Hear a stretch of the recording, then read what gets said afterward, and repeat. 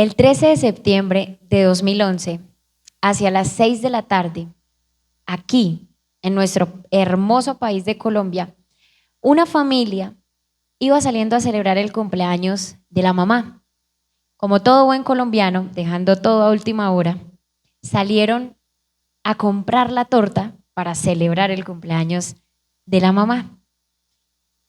Resulta que mientras todos estaban saliendo, prestos a subirse al carro y poder hacer esta gran diligencia, nadie se percató del hijo menor. Con tan solo 6 años se hizo detrás de un auto. El niño no se percató que ese automóvil se encontraba en reversa. Lo tuvo, lo arrolló, porque el niño también se deslizó, y su cuerpo quedó en medio de la llanta trasera. El cuerpo del niño quedó en forma horizontal y la llanta quedó apretando toda la parte de su abdomen, absolutamente toda. Su mamá, desesperada sin saber qué hacer, cuando ve esta escena, empieza a gritarle al conductor, pero no reprochando su conducta, sino diciéndole de qué manera podía mover el automóvil para que el niño pudiera salir de donde estaba. Después de todos los intentos que se hicieron en este carro, el niño logró salir. La mamá lo abrazó. El niño, obviamente, muy asustado, comenzó a llorar y no paraba de llorar. Corrió toda esta familia en su plan de cumpleaños a salvar la vida de este niño que solamente lloraba. Sus papás se preguntaban qué tenía por dentro, qué gran estrago le había causado este accidente a este niño. Corrieron al hospital más cercano. Inmediatamente lo ingresaron a urgencias. Los médicos empezaron a examinarle todo su cuerpo, sus manos, sus brazos, sus piernas, su abdomen. Señora, cuéntenos, ¿qué le pasó al niño? Y la señora relató la historia que hoy ustedes están escuchando. Sin embargo, después de todos los exámenes que se le hicieron al niño, se descubrió que el niño estaba completamente ileso, sin una fractura en sus costillas, sin una lesión en sus pulmones o en su corazón.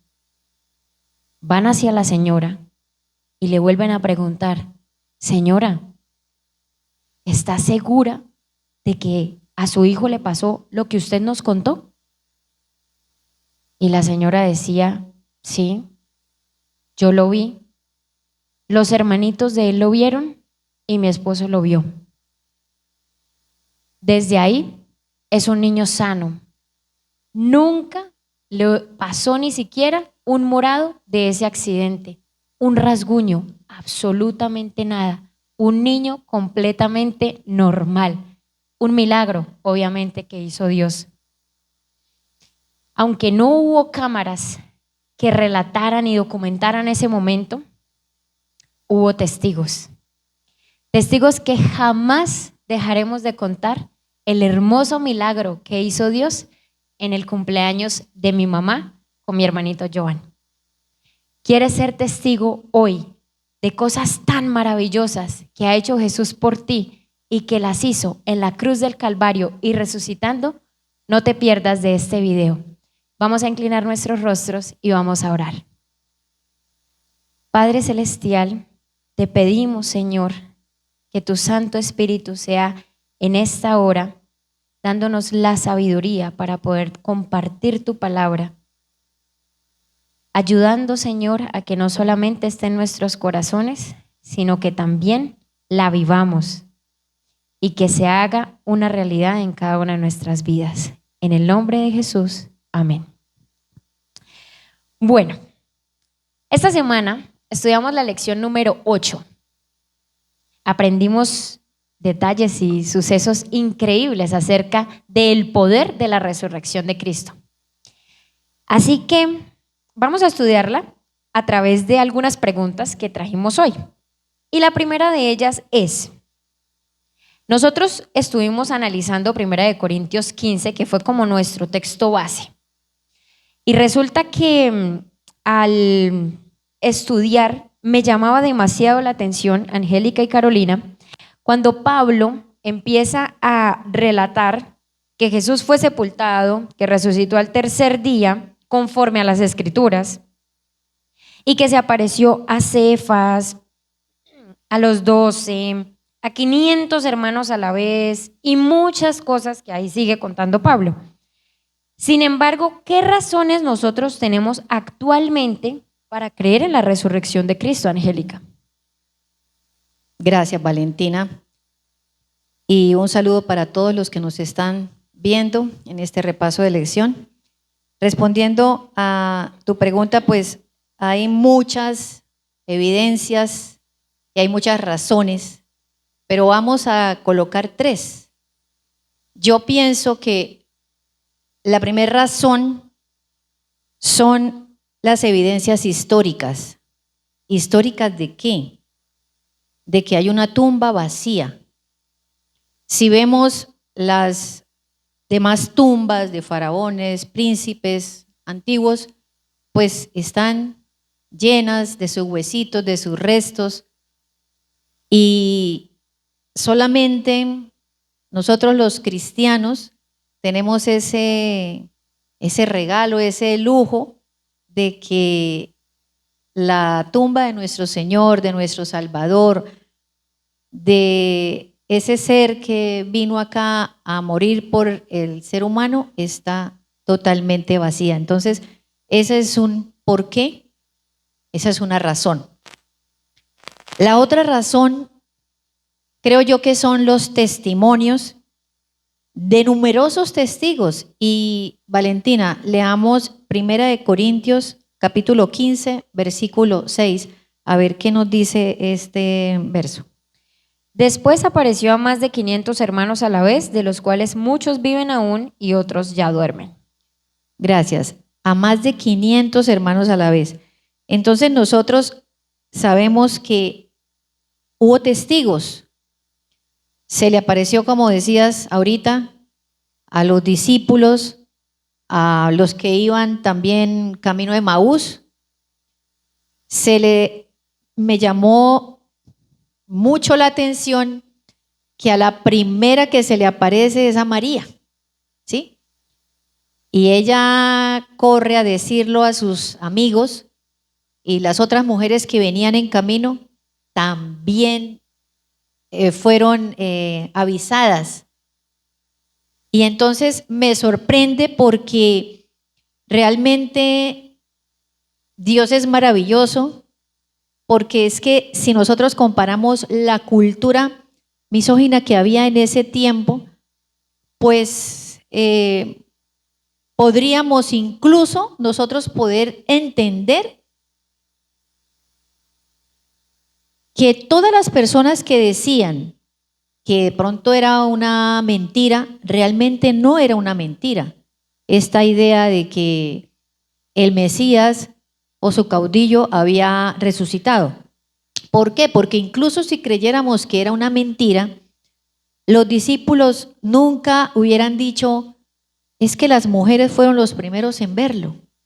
¿Por qué? Porque las mujeres eran despreciadas, el testimonio de una mujer no valía.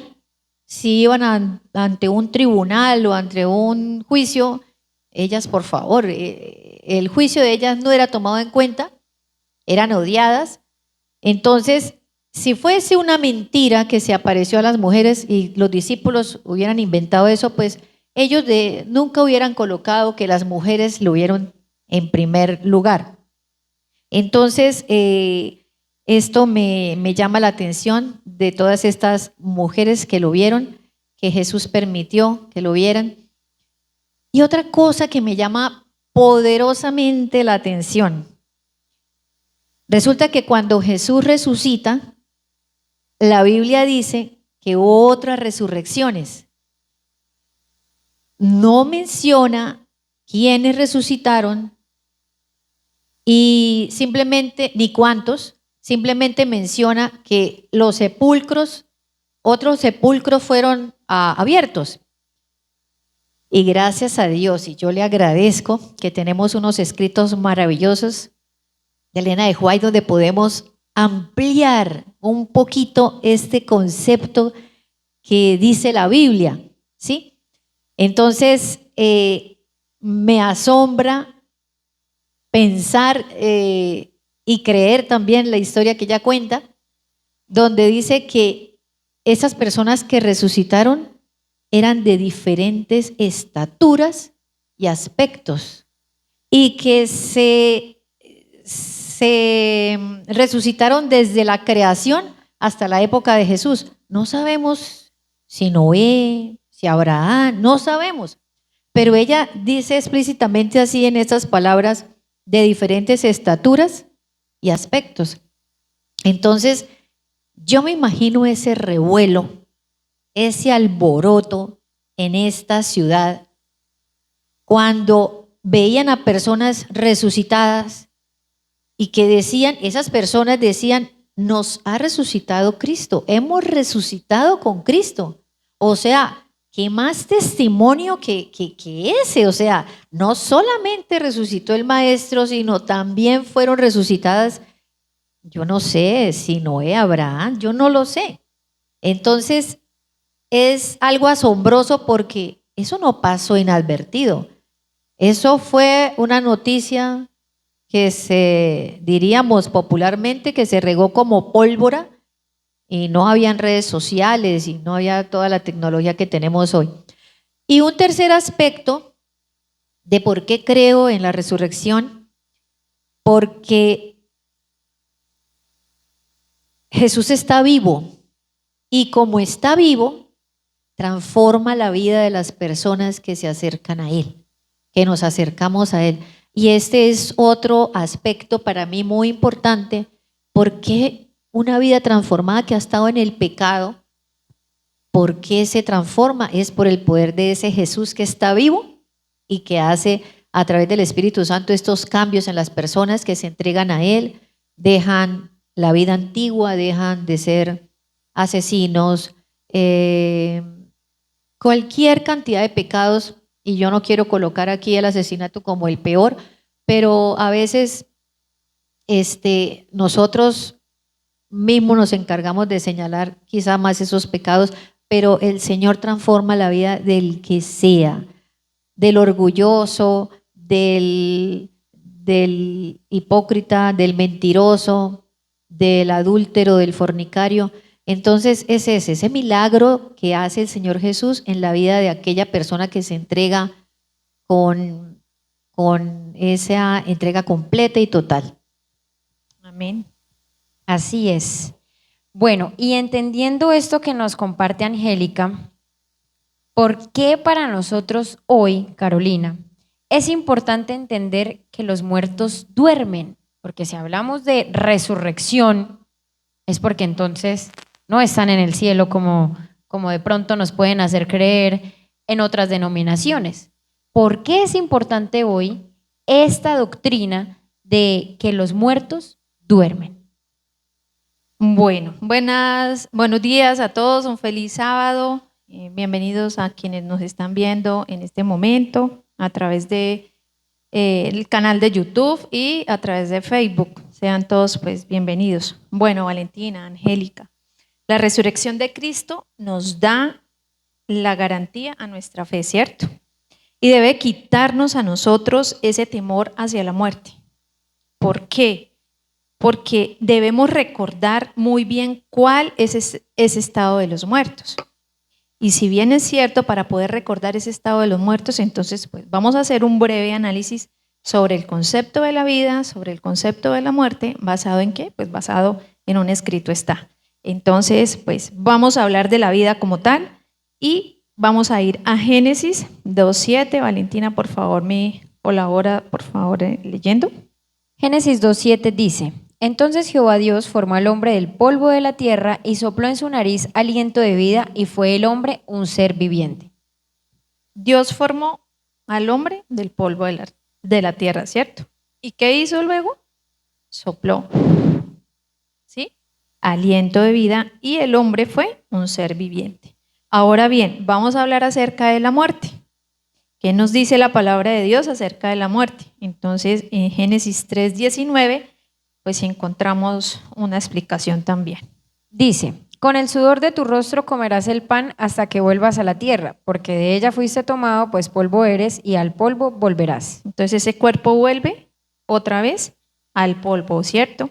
En Eclesiastés 12:7 nos dice la palabra de Dios, el polvo vuelve a la tierra como era, y el espíritu vuelva ¿a quién? Vuelva a Dios, quien fue que lo dio. Entonces quiero hacer aquí una analogía bien chévere, cada una va a tomar esto aquí, por favor. Y bueno, ahí vemos ¿qué ven ahí ustedes? Un guante. Listo, un guante. Ahora, ¿qué van a hacer? Pues van a meter sus manitas en el guante. Bueno, meten sus manos en el guante. Listo, entonces ya está ahí. ¿Por qué voy a hacer y voy a usar esta analogía de manera práctica para entender la vida y la muerte? ¿Qué representa la mano? La mano representa ese aliento, ¿cierto?, de vida. El guante representa y es una analogía del cuerpo. Antes el guante tenía movimiento, cumplía alguna función. No. Ahorita ustedes se están moviendo, cogen el celular, sus gafas. Hay movimiento, hay diferentes acciones, ¿cierto?, a través de ese movimiento. Pero ¿qué pasa si sacan ustedes el guante de sus manos? ¿Qué pasa? Déjenlo ahí en la mesa. No sirve. ¿Qué pasa?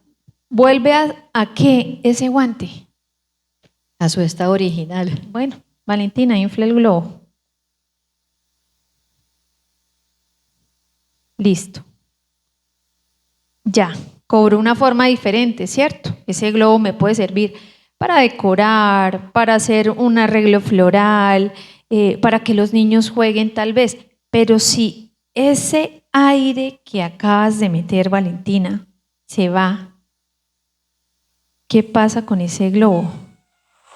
Vuelve a su forma original. Eso pasa con la vida, con la muerte. El Señor es quien da ese aliento de vida y es el que entrega la vida al ser humano. Pero cuando el ser humano muere, ese aliento de vida vuelve a Dios, quien fue que lo dio. Pero por eso es muy importante entender qué pasa con los muertos y volver a recordar con un escrito está, porque acá nos hemos basado siempre con un escrito está. Y es que los muertos están descansando, están durmiendo. No hay emociones, no hay pensamientos, no hay memoria. Eclesiastés 9:5 nos recuerda muy bien que el estado de los muertos, ¿sí?, ellos nada saben, su memoria queda puesta en el olvido, ¿verdad? Salmo 115:17 nos afirma también que los muertos no van a alabar al Señor. Otro salmo también, 146:4, nos explica que cuando alguien muere, ¿qué pasa cuando alguien muere? Que ya sus pensamientos perecen. Pero hoy te digo a ti que me estás viendo, a ustedes acá, que si hemos pasado por un dolor de esto, que si estás pasando por el dolor de haber perdido un ser querido, no tengas miedo. Existe una esperanza. El Señor nos dejó una maravillosa esperanza y esa esperanza es la que hoy por hoy debe sostenernos a nosotros como cristianos, porque el Señor prometió que Él volverá y que los muertos en Cristo Amén. resucitarán primero. Por eso nuestro Señor Jesucristo fue esa primicia, seguido de los creyentes que murieron y esperan o quedaron esperando ese glorioso reencuentro. Por medio de su muerte, por medio de esa resurrección, nos ofreció vida eterna a quienes decidimos creer en Él, a quienes deciden hoy creer en Él. Él prometió eso. La resurrección es el fundamento de vida que da propósito, que da garantía a ese sacrificio de Jesús en la cruz y a la vida eterna. Recordemos que no es solo la cruz, no, ya tenemos un Jesús resucitado que está en el lugar santísimo, que está haciendo una obra importante para nosotros hoy, pero que volverá pronto por cada uno de nosotros. Amén. Así es. Qué lecciones tan maravillosas hemos aprendido hasta aquí, ¿no? Realmente cuando nosotros vemos nada más con el título, el poder de la resurrección, se nos vienen a la mente cosas increíbles. Ahora bien, ¿qué aspectos de nuestra vida cristiana perderían completamente sentido si la tumba hubiera permanecido cerrada, Angélica? Bueno, definitivamente un cristiano debe creer en la resurrección de Cristo. No hay escapatoria. Anteriormente mencioné las razones, unas pocas, por las cuales creer en esa resurrección de nuestro Señor, de nuestro Salvador. Si esa tumba hubiese estado cerrada, pues significa que no hubiese resucitado Cristo, y todas las acciones que nosotros hacemos de enseñarle a nuestros hijos los valores, el camino, la ruta de la salvación. Estoy hablando de las familias porque pues el enemigo ha atacado fuertemente las familias, y por eso nosotras como madres, Valentina de pronto en algún momento, si Dios la llama para ser madre, también se preocupará por esa orientación a sus pequeños. Entonces uno se esfuerza, uno trata de hacer el mejor trabajo, obviamente con fallas, porque como humanos fallamos, pero entonces sería en vano. Si Jesús no hubiera resucitado, sería en vano, como dice 1 Corintios 15, 14. Y si Cristo no resucitó, vana es entonces nuestra predicación, vana es también nuestra fe. Vana es nuestra fe. Incluso hay personas que no creen en la resurrección, de que a veces uno dice, tranquilo hermano, que la persona que muere en Cristo va a resucitar. Y dicen, oh, que va a resucitar. Pero y si no creen en esa resurrección, pues entonces Cristo no resucitó tampoco. Y entonces en vano creemos, en vano hacemos campañas, en vano predicamos el evangelio, en vano hacemos la obra misionera. Pero bendito Dios que envió a su Hijo para salvarnos, y esos ángeles quitaron esa piedra. Y nuevamente digo, el espíritu de profecía dice que esa piedra fue removida como un guijarro. Un guijarro es una piedra chiquitita, unas piedras pequeñitas que las podemos colocar en nuestra mano y tirarlas así al piso. Entonces, así tan simple como fue quitar esa piedra, eso lo hizo el ángel, y bendito y alabado sea el nombre de Dios porque hizo esta gran obra por la salvación de la humanidad. Definitivamente es mejor morir siendo un creyente cristiano, porque tenemos una esperanza para vivir cada día. Hay una motivación. Me levanto con esa alegría y con esa felicidad de que voy a leer la palabra de Dios. ¿Qué me dice hoy el Salmo? ¿Qué me dice hoy el versículo? ¿Qué puedo aprender? Y esto realmente nos fortalece el carácter y nos prepara para vivir esa vida en santidad que debemos tener cada día, y nos prepara para la salvación. De verdad que gracias por ese acto de misericordia de haber mandado a Dios a morir por nosotros. Y bueno, ya depende de cada uno de nosotros si valoramos ese sacrificio o no, porque nos dan muchas oportunidades, muchas.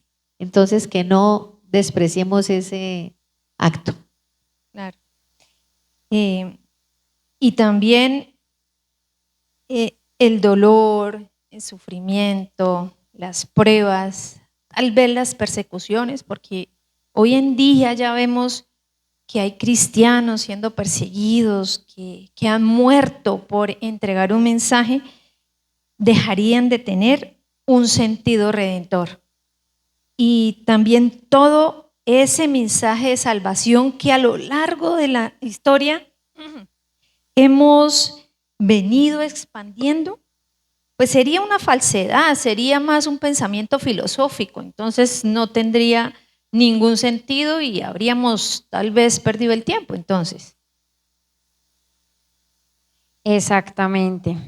Definitivamente, si la tumba hubiera permanecido cerrada, nuestra vida cristiana perdería todo su sentido.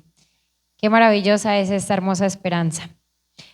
Pero bueno, ya hemos estudiado, quizá no suficiente, porque estudiar estos temas no nos alcanza, dice Dios, no nos alcanzará la eternidad para estudiarlos, pero ya tratando de concluir, nosotros hoy, 2000 años después, ¿cómo nosotros podemos ser testigos de esa resurrección de Cristo, Carolina?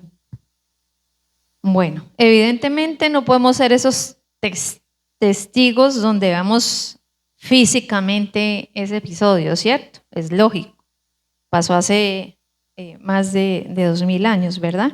Pero nosotros sí podemos a través de nuestra fe, a través de nuestra vivencia, lo que bien ha dicho Angélica también, de ir a la palabra de Dios, porque allí encontramos nosotros la voz de Dios, ¿cierto?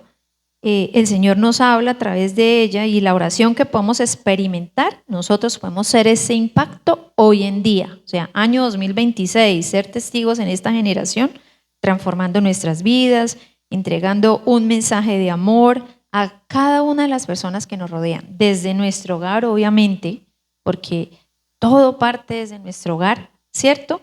Y también a todas las personas que nos rodean, o sea, en nuestros lugares de trabajo, en la calle, a la persona que está en condición de calle, al enfermo, al que está privado de la libertad, ¿cierto? A través de esos gestos nosotros podemos entregar ese mensaje de esperanza y así como Cristo murió, Él está vivo y volverá muy pronto. Y ese encuentro diario con el Señor, ¿qué me va a llevar a mí? A tener una vida donde sirva a mi prójimo, donde ame a mi prójimo, donde perdone a mi prójimo. Por medio de mis acciones cotidianas, que ellos vean a ese Jesús resucitado, ¿cierto? Y de esta manera podamos transmitirles esperanza, fe, alegría, aún en medio de diferentes situaciones que puedan ellos estar enfrentando. No podemos mostrar a un Cristo resucitado si nuestra vida no es ese reflejo de ese Cristo que murió.